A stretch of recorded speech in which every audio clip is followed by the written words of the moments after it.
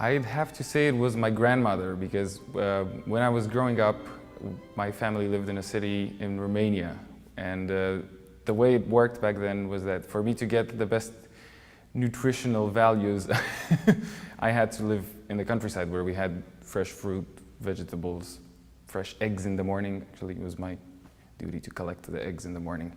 So as soon as the first thing I can remember, I was in the countryside with my grandparents, and this was the best way for me to be brought up until I started going to school.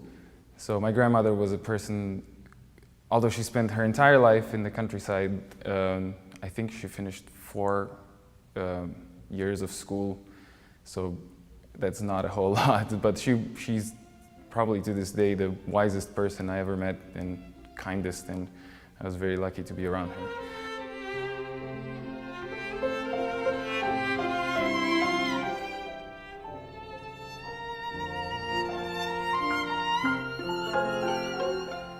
Most recently I finished Murakami's 1Q84, which actually took me a while. It's a big book, but I'm also kind of on a slow side of a reader, but that was quite the experience.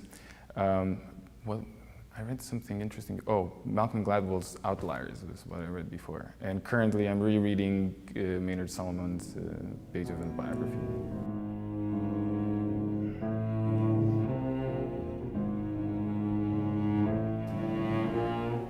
Well, I live by the Columbia Hospital up in Washington Heights, and Fort Ryan Park is a beautiful 20-minute walk away. So I love the crazy parts of the city as well. You know, we go and enjoy all sorts of great food and whatnot. But I think maybe it's because it's so close. We finally made it to the cloisters. Katie and I not too long ago, and it's just beautiful with the gardens and everything. And you're in the city, but you don't feel like you're in the city.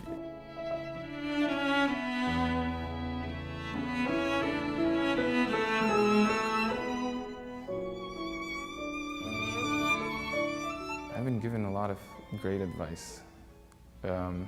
Something that I think about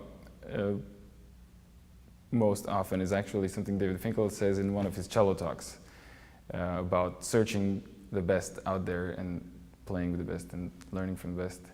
I think that's he didn't say that to me in person, but I think the cello talks are a very, very valuable resource. My teacher, Aldo Periso, said, you know, when you're working, you should be working 150%, and then when you're done, you can go party. I think that's very, very important.